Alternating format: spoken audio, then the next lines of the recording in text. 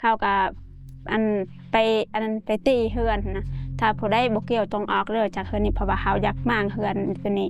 เพราะว่าเสาบ้านนะบ้านนั้น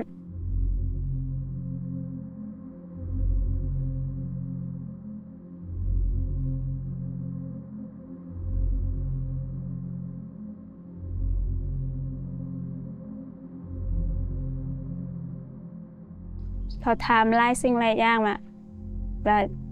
เขาทำมาจะออกบ่เลยตัดสินใจว่าบ่ออกยังบ่ทันได้เฮ็ดหยังนะแบบซุ่มนุมกันซื่อๆแบบอยู่ในเฮือนบ่ทันได้เริ่มงานแบบมีคนทางบ้านเนี่ยเขาเมิดบ้านเขามาถือค้อนถือสั่งเขาว่าถ้าผู้ใดบ่เกี่ยวนี่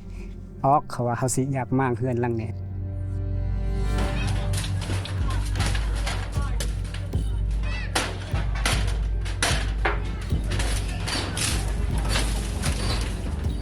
แบบไม่ได้คิดอยากขายเขาก็บอกก็เขาก็มังเฮือนก็เกิดการเป็นขอบคุณพระเจ้าตอนนั้นก็ห้องเพลงช่วย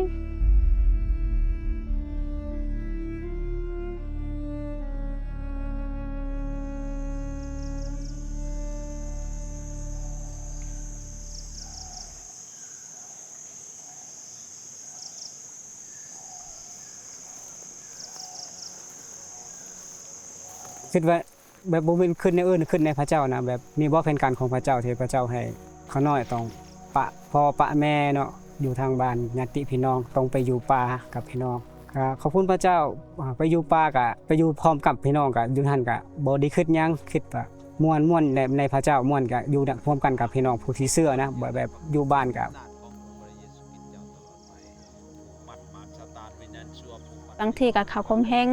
ก็บ่มีบ่นมัสการเฮากันนมัสการพระเจ้าเพราะพระเจ้าบ่ต้องการว่านมัสการว่าอยู่บ่นึงมันได้แต่พระเจ้าต้องการเฮาต้องนมัสการในจิตใจของเฮา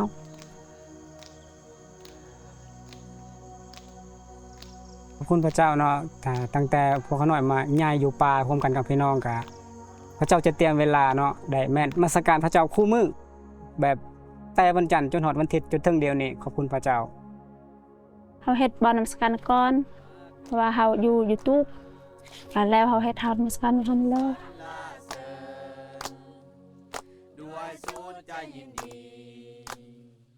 นั่นขาดเพิ่นเนาะอยู่ในคริสตจักรก็ไฟฟ้าก็บ่มีเพราะว่าเวทไทยก็บ่มีก็เว้าก็อาหารกินก็บ่มีคือกันเพราะว่าดินก็บ่มีอีหลีเพราะว่าดินเขายึดหมดมีแต่ดินน้อยเดียวนั่นแหละเฮาเฮ็ดร่วมกันเฮ็ดกับพี่น้อง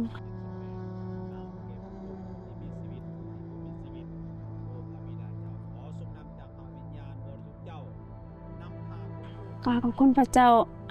แต่เจอหั่นน่ะซอยเฮาตอนเฮาประสบปัญหาความยากลำบากเนาะ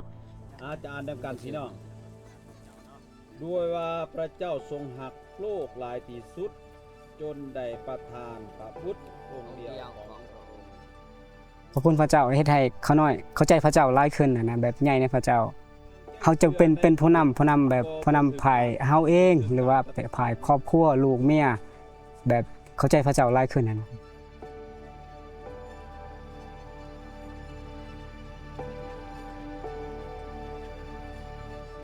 ทีมงานไอ้ทันเพื่อแบบ